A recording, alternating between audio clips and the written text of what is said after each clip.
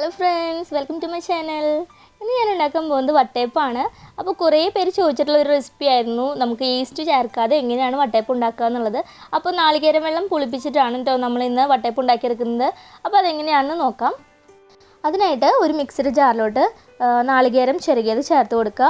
3/4 cup നാളികേരമാണ് ഞാൻ ഇതിലേക്ക് ഇട്ട് കൊടുക്കുന്നത്. നാളികേരം ചിരകിയതാണ് ഇട്ട് കൊടുക്കുന്നത്. അപ്പോൾ നാളികേരത്തിൻ്റെ ബാക്കിലുള്ള ബ്ലാക്ക് കളർ അവോയ്ഡ് ചെയ്യുകയാണെങ്കിൽ നമുക്ക് വട്ടയപ്പത്തിന് നല്ല വെള്ള കളറായിട്ട് കിട്ടും കേട്ടോ. അതിനുശേഷം ഇതിലേക്ക് ചോറ് ഒരു 3 ടേബിൾ സ്പൂൺ ഇട്ട് കൊടുക്കുക. ചോറ് ഒത്തിരി കൂടാൻ പാടില്ല കേട്ടോ. കൂടി കഴിഞ്ഞാൽ അതിന് ഭയങ്കര അങ്ങനെ ഒട്ടിച്ച് വരും നമ്മുടെ വട്ടയപ്പത്തിന്. അതിനുശേഷം ഒരു 2 ടേബിൾ സ്പൂൺ വെള്ളം ഒഴിച്ച് കൊടുത്തിട്ട് നല്ലതുപോലെ നല്ല ഫൈനായിട്ട് ഇത് അരച്ചെടുക്കണം. അപ്പോൾ ഞാൻ ഇവിടെ നല്ല ഫൈനായിട്ട് അരച്ചെടുത്തിട്ടുണ്ട്. ഇനി ഇതവിടെ മാറ്റി വയ്ക്കാം. അതിനുശേഷം ഒരു ബൗളെടുത്തിട്ട് അതിലേക്ക് 1 കപ്പ് നൈസായിട്ട് പൊടിച്ച് വറുത്ത അരിപ്പൊടി ഇട്ട് കൊടുക്കുക. അപ്പോൾ പത്തിരിപ്പൊടി യൂസ് ചെയ്താലും മതി. അതിലേക്ക് 1/2 ടീസ്പൂൺ ഉപ്പ് ഇട്ട് കൊടുക്കണം. പിന്നെ വേണ്ടത് പഞ്ചസാരയാണ്. പഞ്ചസാര നമുക്ക് ഇഷ്ടമുള്ള നമ്മുടെ ഇഷ്ടത്തിനനുസരിച്ച് കൂട്ടിയും കുറച്ചും ഇട്ട് കൊടുക്കാം കേട്ടോ. ഞാനിപ്പോൾ ഇവിടെ ഒരു 6 ടേബിൾ സ്പൂണോളം പഞ്ചസാര ഇതിലേക്ക് ഇട്ട് കൊടുക്കുന്നുണ്ട്.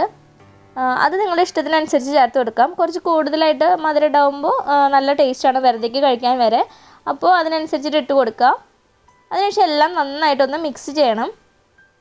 അതിനുശേഷം നമ്മൾ ആദ്യം അരച്ച് വെച്ചിട്ടുള്ള നാളികേരത്തിൻ്റെ മിക്സ് ഇതിലേക്ക് ഒഴിച്ചു കൊടുക്കാം. നാളികേരം ചോറും കൂടി അരച്ച് വെച്ചിട്ടുണ്ടല്ലോ, അത് അരിപ്പൊടിയിലേക്ക് മുഴുവനായിട്ട് ഇട്ട് കൊടുക്കുക.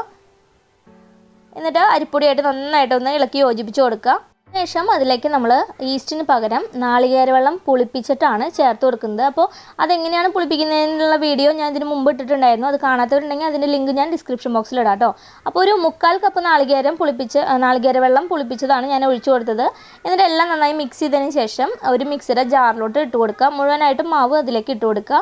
എന്നിട്ട് ഒരു 2 ടേബിൾ സ്പൂൺ കൂടി വെള്ളം അതിൻ്റെ കൂടെ ചേർത്ത് കൊടുക്കണം. എന്നിട്ട് നന്നായിട്ടൊന്ന് അരച്ചെടുക്കണം. നന്നായിട്ടൊന്ന് അടിച്ചെടുത്ത് കഴിഞ്ഞ് കഴിഞ്ഞാൽ നമ്മുടെ ബാറ്റർ റെഡിയായി. ഇത്രയേ ഉള്ളൂ. അപ്പോൾ വളരെ എളുപ്പത്തിൽ ഉണ്ടാക്കിയെടുക്കാം നമുക്ക് ബാറ്റർ. അങ്ങനെ ബാറ്റർ നമുക്ക് ഒരു ബൗളിൽ ഒഴിച്ചു കൊടുക്കാം. അപ്പോൾ ഈ ഒരു കൺസിസ്റ്റൻസി ആണ് കേട്ടോ നമ്മുടെ മാവിന് വേണ്ടത്. കണ്ടില്ലേ, ഒത്തിരി കട്ടിയല്ല എന്നാൽ ഒത്തിരി ലൂസും അല്ലാത്ത ഈ ഒരു പാകത്തിലാണ് നമ്മൾ വട്ടയപ്പത്തിൻ്റെ മാവ് കലക്കിയെടുക്കാനായിട്ട്. അതിനുശേഷം ഒരു മൂടി വെച്ച് അടച്ചിട്ട് ഒരു 8-10 മണിക്കൂർ നമുക്കിതൊന്ന് ഫെർമെൻറ്റേഷനായിട്ട് വെക്കാം. അപ്പോൾ ഇവിടെ ഇത്തിരി ചൂട് കുറവാണ്, അതുകൊണ്ട് ഒരു 8 മണിക്കൂറൊക്കെ ആയപ്പോൾ ഇതുപോലെ ഇങ്ങനെ വീർത്ത് വന്നിട്ടുണ്ട്. ഒത്തിരി ചൂടുള്ള സ്ഥലത്തൊക്കെ ആകുമ്പോൾ ഓരോ സ്ഥലം വെക്കുന്ന ആ ഒരു സ്ഥലത്തിൻ്റെയൊക്കെ പ്രത്യേകത കൊണ്ട് ഇത് ഫെർമെൻറ്റേഷൻ്റെ ടൈം ചിലപ്പോൾ കുറയും കൂടുകയൊക്കെ ചെയ്യും.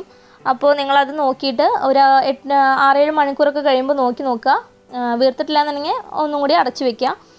നന്നായി വീർത്ത് കഴിഞ്ഞിട്ടുണ്ടെങ്കിൽ അത് ഫ്രിഡ്ജിൽ വെക്കാം കേട്ടോ എടുത്തിട്ട്. അപ്പോൾ ഉണ്ടാക്കുന്നില്ല എന്നുണ്ടെങ്കിൽ അതിനുശേഷം ഇതുപോലെ ഒരു കിണ്ണത്തിൽ വെളിച്ചെണ്ണ ഒന്ന് സ്പ്രെഡ് ചെയ്ത് കൊടുക്കുക. അപ്പോൾ വെളിച്ചെണ്ണ ഇങ്ങനെ സ്പ്രെഡ് ചെയ്യുന്നത് നമ്മുടെ വട്ടയപ്പം അതിലിങ്ങനെ ഒട്ടിപ്പിടിച്ചിരിക്കാതിരിക്കാനാണ്. പെട്ടെന്ന് തന്നെ നമുക്ക് വിട്ട് കിട്ടാൻ വേണ്ടിയിട്ടാണ് കേട്ടോ.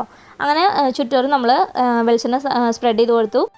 അതിനുശേഷം മാവ് നന്നായി ഇളക്കി യോജിപ്പിച്ചിട്ട് കുറേശ്ശെ മാവെടുത്ത് നമ്മുടെ കിണ്ണത്തിലോട്ട് ഒഴിച്ചു കൊടുക്കാം.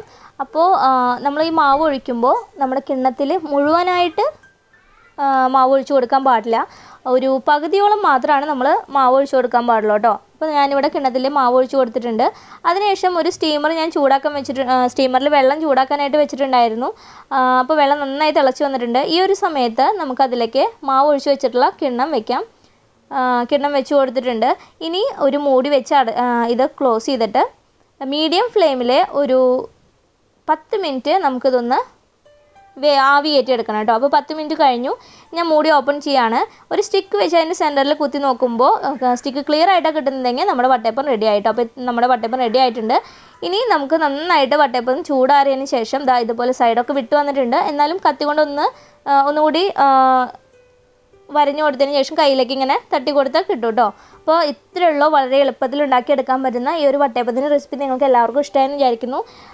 നല്ല രസമായിട്ട് നമുക്ക് വട്ടയപ്പം കിട്ടിയിട്ടുണ്ട് ഇല്ലേ? നിങ്ങൾക്ക് എല്ലാവർക്കും കാണുമ്പോൾ തന്നെ അറിയാമല്ലോ, നല്ല അടിപൊളി വട്ടയപ്പമാണ് നമുക്ക് കിട്ടിയിട്ടുള്ളത്. അപ്പോൾ നല്ല ടേസ്റ്റി ആയിട്ടുള്ള വട്ടയപ്പമാണ്. അപ്പോൾ എല്ലാവരും ഇത് ട്രൈ ചെയ്ത് നോക്കുക. ഇനി അത് കട്ട് ചെയ്ത് കാണിച്ചു തരാം.